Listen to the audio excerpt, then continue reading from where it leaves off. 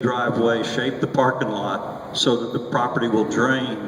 And if you're going to bring in fill dirt, you're going to clear cut it first. And that's exactly what happened. Civil engineering called for it to be filled. It is in the process of being filled. And as I said a moment ago, the last thing that will happen is going to be the landscape installation. And we'll see what it looks like. And then due west of that, I'm going to ask, is Danny still here? Dan, do you know what's west of the HEB? Apartments. Northwest. Oh, okay. Yeah, thanks. That area is being developed with streets for duplexes, for single family or, duplex family for sale housing. Okay? And a park. This is not being developed for apartments. We have other sites that are apartment sites, much like Grogan's Mill, Panther Creek, Sterling Ridge, and the other shopping centers that have apartment land near them. In Creekside? Right. Where in Creekside are they? Yeah, that's one. The other one is west of HEB, south of what I just described, and then south. Can't they just leave it? So 3 apartments? Do we have another map? And I may have a board. No, I don't have a board that shows the whole shopping center. Do we have to develop everything? There are sites that could be 3 apartment sites. There's no small battle between builders that want to build duplexes and other housing, and we'll see how it works out.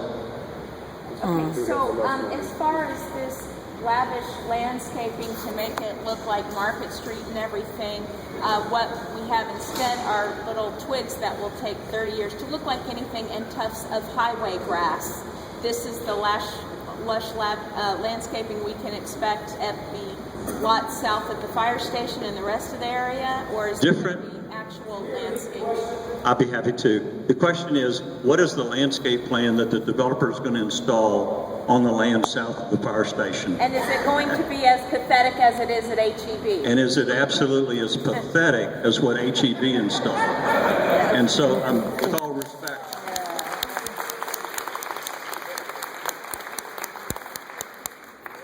I have not seen the specifications that is going into that landscape area. I don't know.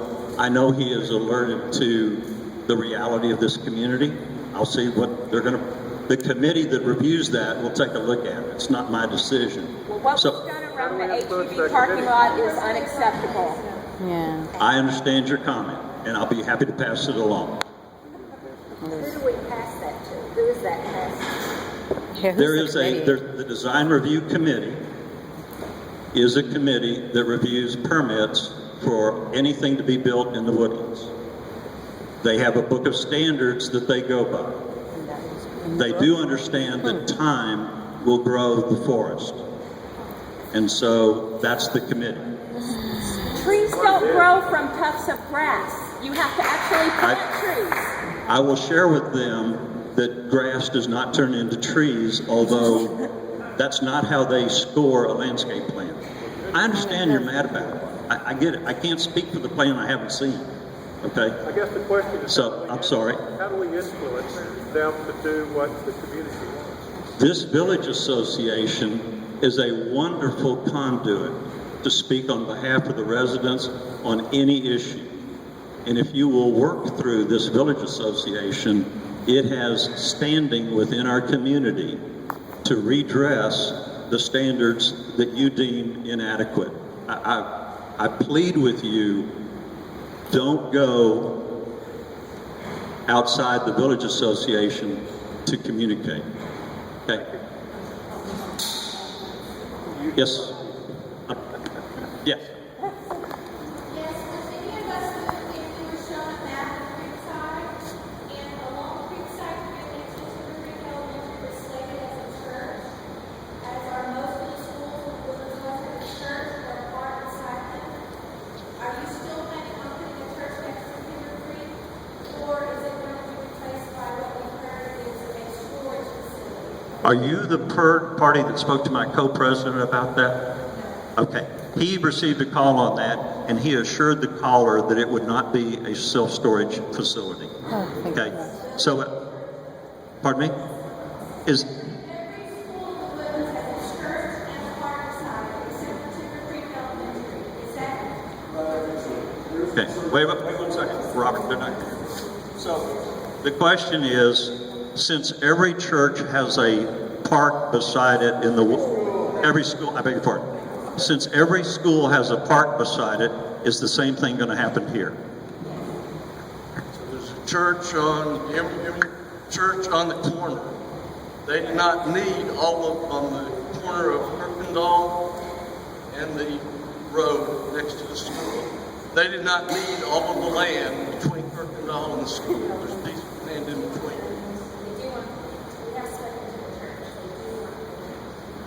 They've told us that. We're the landowner. All right. So let me fill in a couple figures which Tim didn't mention. I think are kind of impressive. Point it like directly. Can you hear me now? Yeah, I can hear me now. The 1,250 acres that we bought, that we replanted with 900,000 trees. Beg your pardon? And we paid for everyone. I'm saying this was cleared. We planted 900,000 trees there. And we paid for them. That's right. Along Kirkendall Road, the replanting of that forest preserve that wasn't there is 1.5 miles of forest preserve. Only. Getting back to the center, why we bifurcated the road, because I know there's some, it's going to take people to get used to that. In Grogan's Mill, there's about 30,000 cars a day on Grogan's Mill. Probably about 20,000 on Kirkendall Road right now. The other village centers that are at Crossroads vary from 60 to 100,000 cars a day with much more frontage. So you look up at Sterling Ridge, you've actually got 3 major thoroughfares that encircle that village center. Believe me, we had a real challenge to just have a village center here. And I'm not lying. You said we wanted To get a grocery store on a single road like Grogan's Mill, with the traffic that we had, with what Tim mentioned to the west, you just don't have the households. And the solution to that was to bifurcate the road to give better access, better visibility into HEB. And then we did something that we haven't ever done before, and I'm going to get back 28 years on a letter. But the normal plan, the normal plan on Kirkendall Road would have been to take we would have a 50-foot forest preserve along Kirkendall. It would be a single road. Behind it would be the fast food, the gas stations, the banks, etc. Behind that would be a linear parking lot parallel to Kirkendall Road. HEB would have been cocked 90 degrees so it faced Kirkendall Road. That's okay. And then on the other end of it, and on the south, would have been the drugstore. And connecting the drugstore and the grocery store would have been the retail shops. If we had done that, the retail, the buildings would have blocked the nice pedestrian connection from Liberty Branch and the village to the east into the center. Believe me, we tried to do that on Alton Bridge plan and on Sterling Ridge, and it didn't work. Back in 1978, there was a lot of discussion. I've been involved with Woodlands from the beginning. I know Mr. Mitchell, Mrs. Mitchell, and all of his kids. Scott Mitchell, as you know, was a builder in the Woodlands early on. Signed one of his first houses.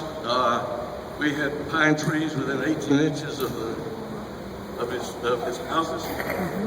Kent Mitchell was another architect in the Mitchell family who is also a urban planner. After we did the Kirkendall or the Cochran's Crossing Village Center, he wrote Mr. Mitchell a letter, copied me and Scott and others in the family. He said, you need to continue to innovate. The village centers that you are doing are old hat. Go see Seaside, Florida. Go see the T&D walkable village centers that are really very similar to the town greens in Texas, where Tim mentioned the street goes by, the courthouse is in the middle. There is no forest preserve there. Go see that, because you need to create pedestrian environments, not only in your town center area, but also in your village centers. About that time, That's not why we pay a premium to live in the woodlands. can I finish, please? And then you mind? About that time, we were doing our first T&D neighborhood in Alden Bridge, Cottage Green. They said, can we create a connection, pedestrian connection, from Cottage Green into the village center? Tried it, can't go across a service drive, it didn't work. We tried again at Sterling Ridge, using the standard formula. So doing what we did here, separating the drugstore from the supermarket. Again, normally they're anchors. And in between are the retail shops. We took the retail shops, we put them on the other side of the road, which is not, you'll find another center like this in Houston. Took the professional offices that are normally in a separate site, put them on the second floor, and created a village green, which from the prior meeting I was at, people that were there from Creekside said we love the village green. And believe me, if you did the standard center here, you would not have the village green. It's tradable. We looked at doing a traditional center. We thought this was better. I still do.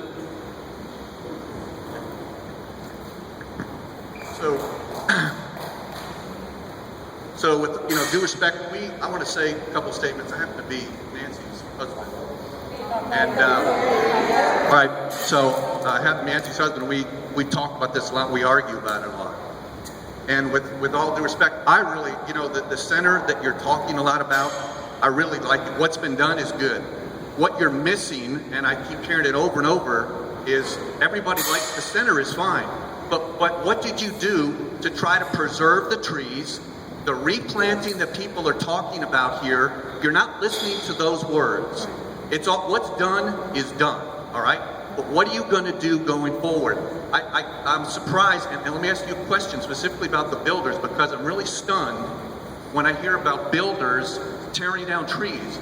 We've been here for 28 years, and it was not permissible to do that. Exactly. It has not been permissible. There was tape around the trees on our house and our previous house. So how in the world is it possible now that the standards have slipped or the enforcement has slipped to prevent that? So, I mean, and you talk to the builder, what did he say? Is he going to be fined? Are people going to be fired? You need to give some response to what people are bringing up here. The center's great.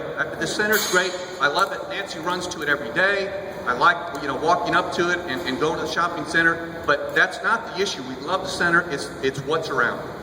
Yeah.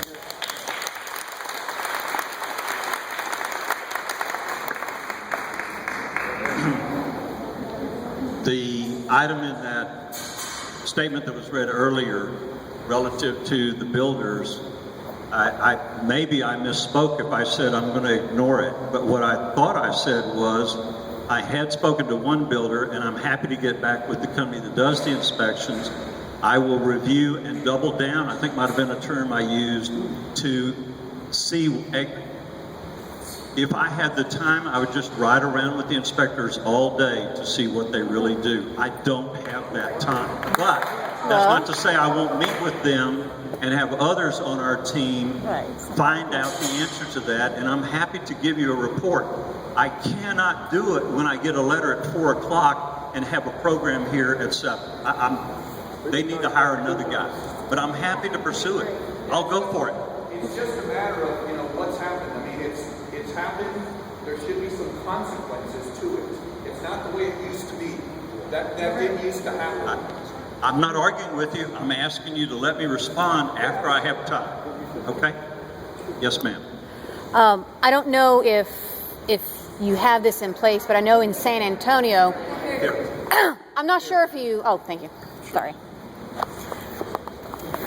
I'm not sure if you have this here in place in this area, but I know what San Antonio used to do, and I think still does, is they go in and do a tree inventory before any development is done, and they mark and catalog the certain trees that they need to be kept. Now, this is done to heritage oaks, mainly, that live oaks exist in San Antonio, and every tree is entered into a registry, and there is a website that you can go to determine if a tree is heritage or not. It even goes down to junipers, if you can believe it. There's heritage junipers out there.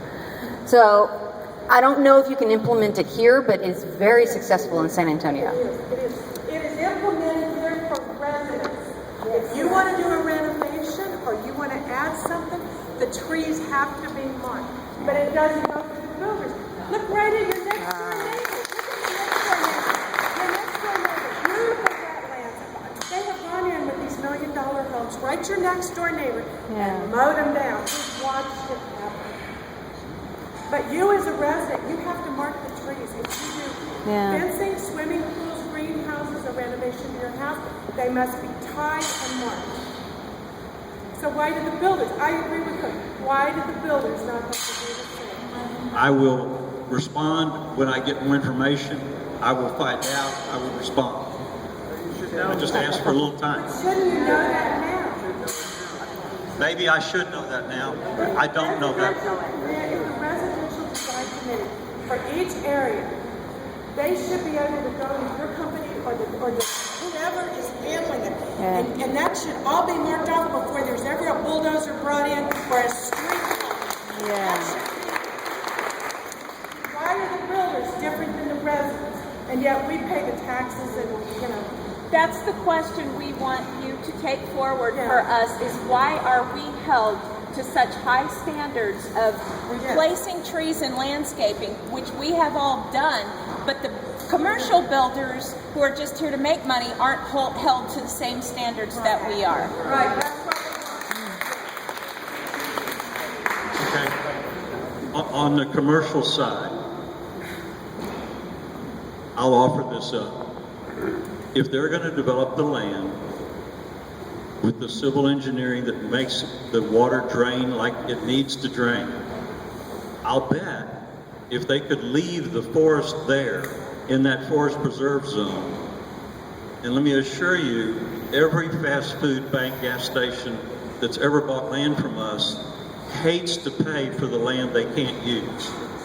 The forest buffer around their site. We residents had to do that. Okay, you're To build around trees. It's just, Okay. that's the way it is. It's too expensive. They want to do it cheaply. okay. Yes. If one person can't speak at a time, we're not going to get anything done here. We have about another 15 to 20 minutes to devote to this, so let's make it count.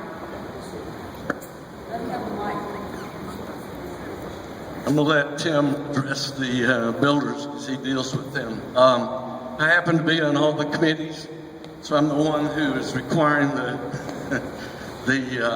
our vote to require that trees be replanted, etc. I will say, just to be fair, one thing that we've noticed, and I'm the only one on the committee who has looks on Google Earth on every item that comes up. I look on Google Earth, see what was there before and see what is there now. So I can relate to some of what you say. One thing that is true is in newer homes, and it's particularly true in Creekside, because they're the newer homes. Everybody wants a country kitchen, everybody wants a pool. And what happens is the utilities come in, they clear around the utility easements, around the sides and the rear of the lot. What's left, assuming there are trees in the backyard, are the trees in the middle. And every meeting, we come in with residents, like I'm sure some of you have, come in with applications for summer kitchens and pools, which can be built out to these easements, and which the residents ask, we need to clear basically every tree that's left. What we have done, what we have now instituted, is that the builder, after the utilities are in, as part of their landscaping, have to go in and a certain percentage of the non-hardscape in the backyard around the perimeter, and these may be on top of utility easements, but you can mark where the lines are, have to be native forest areas, i.e. not grass. And they have to have a minimum number of trees planted, 3 trees, in those areas, so that 5 years later, when that resident wants to make a kitchen or a pool, those trees are 5 years grown up and it won't be clear cut. So we started to do that. I think that's positive. We mentioned that at the RDRC PSC meeting last week. I brought it up. So we ought to add that to the resident standards, make that a policy in the Woodlands, and we'll probably do that next time around. One quick simple thing that I don't see why it would be a difficult fix, and if it is, please let me know. I believe one of the biggest problems I know I have passing this new HEB, okay, is like she said, the tufts of grass. I think that one simple action coming out of here, why can't they plant trees all around that perimeter around the HEB? Is there a reason why there can't be trees there? There are trees. There's very few. Maybe you don't like the spacing, but No. there are trees. They could have put bigger trees, because I don't even see Those are not 15-gallon trees, let me tell you that. Okay. They're not 15-gallon trees. But at this point, can't they go back in there and put in some trees? Can't that be required? Why not? Why not? We can boycott the store as far as I'm concerned. We got an HEB right down the road. I have no desire to walk in that store. They have planted and they've met our standards and it's approved. So. And that's, the standards Not too approved low. by the residents. Well, the standards are the same as they are in the town center, Market Street, the other T&D areas, East Shore. Do you like East Shore? Same standards as East Shore. How old is the HEB on the other side of Kirkendall by Kirkendall and Woodlands Parkway? How old is that HEB? 5 years? 3 years? It's old. Well, I can't see that HEB from the road, and I understand that the road is right there, but I still, there's big trees there. The standards for planting within a site are the same in Creekside Village as they are everywhere in Woodlands. But they They're build exactly the same. No. Same standards. Let me tell you, and I'm going to I'm going to defend a little bit the site to the south of the fire station. I know it's very visible, and that's probably, why you all are here. It was very visible. That site had a 6-foot drop from one side to the other. It had a bowl in the middle. 300 yards, 300 truckloads of fill had to be brought in order to raise that site for it would. But I bet every resident here would have been happy if it would have stayed trees. Did we really want that much commercial development right in that area? Did the people ask for that much commercial development right there? I don't want to get argumentative. No. When Kroger was built and HEB was proposed, what the residents, some residents said, What? that intersection can never support more than one supermarket. We have 3 now. We didn't need them. There's still a question of if you want to support it. Hi, I've heard a lot about the drainage issues, that a lot of trees get cut down for drainage. Starting, I don't know, maybe 5 years ago in Mobile, Alabama, they started using porous parking lots. Have you heard of those? I can send you information, but they have parking lots now that most of the water actually soaks in, so that changes the whole drainage pattern. So that might be something in the future that could help a lot. Thank you.